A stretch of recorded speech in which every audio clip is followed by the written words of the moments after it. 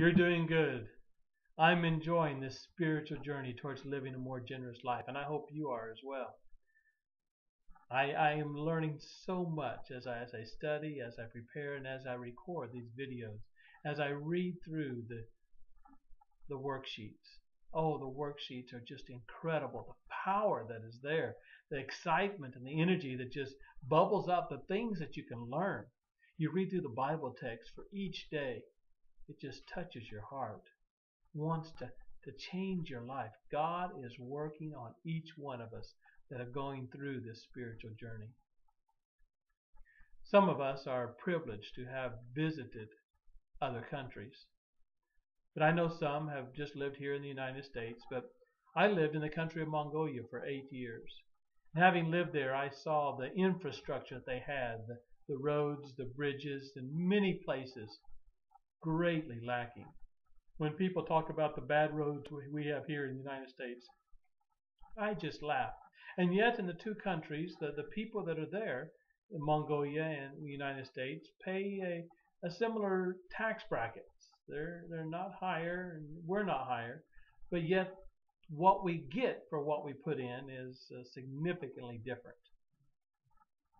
Our principle for today, though, is in our generous living, building projects are worthy of your support.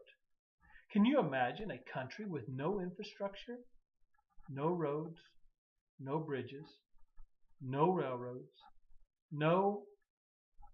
What would it be like if there were no schools, no policemen, no firemen, none of these things that we use our tax money to pay for? Can you imagine what life would be like without those things?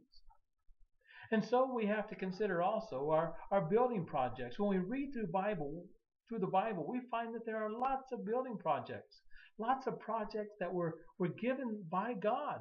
He said, "Let them build me a sanctuary that I may dwell among them." This is something that God wanted, that God designed. David, a man after God's own heart, he wanted to build a house for the Lord that was as impressive as the house that he was living in, or more so. King Joash wanted to repair the temple of God. These kind of building projects are important for God's people.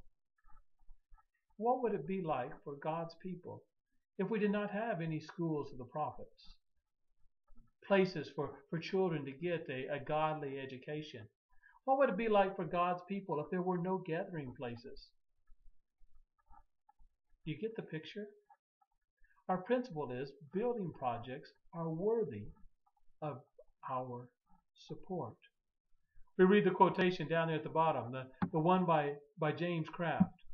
Look at what that says. It says, "The only investment I ever made which has paid consistently increasing dividends is the money I have given to the Lord."